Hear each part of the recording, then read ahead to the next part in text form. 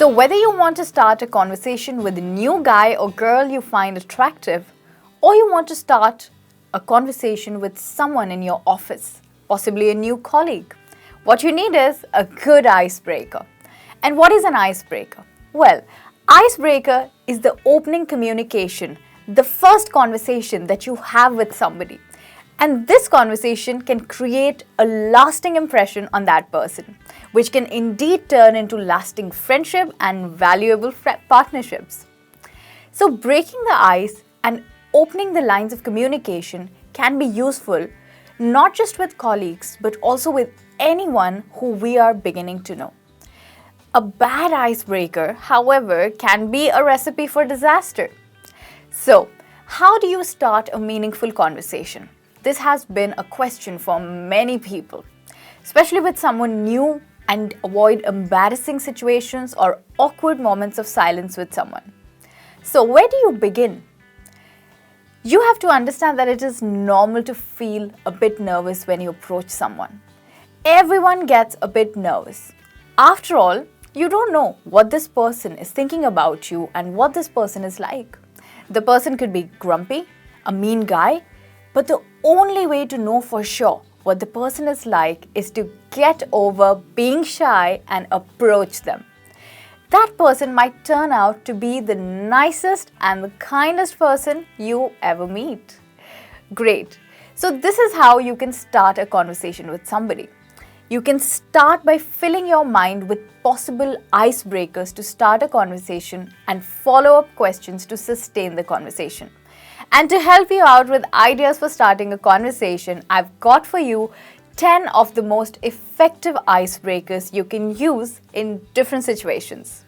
My name is Michelle and you're watching me on Skillopedia, the place to learn skills for the real world. How are you doing today, miss? A genuine hello accompanied by a 3-second smile is one of the most basic and highly effective icebreaker. Many times we ignore the simple things as being too simple, not realizing that simple things can have the biggest impact sometimes. So think about the people who say good morning or howdy to their neighbors. This simple greeting is usually followed up with how are you or how are your kids? And it's not long before the two parties are talking about their families and even their favorite sports. So this is the first conversation breaker that you can use, an icebreaker that you can use to engage in a conversation with somebody. Does this shop always have such long queues? Simply commenting on an uncomfortable or unpleasant situation that you both are experiencing in your immediate surroundings is another smart way for starting a conversation with somebody.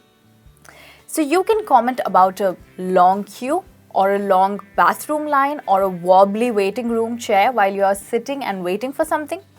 And by focusing on an unpleasant situation that you both find yourselves in and smartly complaining about it, you cleverly join the other person against a common enemy. And that's a good place to start. Because whenever you have a common problem, there's a lot to talk about. Mumbai really is a windy city. Yes, talk about the weather. It may sound cliched, but it works wonders in real life. People talk about the weather all the time. It's a topic everyone has an opinion about, isn't it? This one can never go old. Think of how you have an opinion about what dress you should wear for a particular weather, or what kind of clothes should you wear for a particular weather. So once the person responds, you can continue with the small talk by saying something in response. Like, the wind is so strong, it nearly blew me over, etc., etc. So weather is always a good place to start with somebody you don't know. Oh, did you hear about that? So you can kickstart a conversation by talking about an interesting, entertaining, or funny news. You may not like reading the latest news very much, but you'll find that it is a very useful conversation starter to break the ice with someone. So try a simple, did you hear about what happened in LA recently? Then get right into your conversation as you start describing what happened there and how things went wrong. And then allow the other person to give an opinion about the story. And here you are, already engaged in a conversation about a news event that happened somewhere in the world. And if your story is interesting enough, you could stretch the conversation as far as you both want. What kind of a drink is that? People love eating and drinking. If the person you want to start a conversation with has a nice looking drink or a delicious looking burger, comment on how delicious or not so delicious the burger looks. Or else you could ask her or him what kind of drink he or she is having. And when they reply, you could say something like, "Do you really like it? Can I buy you another?" I know that's a bit cheesy, but it's up to you and up to the situation whether you want to say that or not. Then you could introduce yourself and don't forget to flash your best charming smile. That is what works wonders. That's a lovely name. Are you named after someone? This works especially well in a workplace setting, in a business meeting or a conference where people are wearing name tags. So if somebody has an interesting name, walk up to that person and say something like, "Camélia, lovely name. What's the origin of the name?" That's a nice place to start, and she'll probably be excited to tell you about her French name. Maybe it's French. And before you know it, you're already talking to her and a conversation has started. And if her name is ordinary or common, however, you might not find too many interesting questions to ask. But in that case, you're still in a conversation and you can extend it further. "Hello, do you work here?" This also works well at a workplace or a business setting where people are wearing name tags again. Even if you know the answer, ask whether he works there anyway. If you know some people who work at his company or retail store, you can mention to them like, "Oh, my friend Jake also works here. Do you know him?" And then you can follow up with some related questions like, "What do you do here? And have you been working here for a very long time? Do you like it? Are you enjoying your work?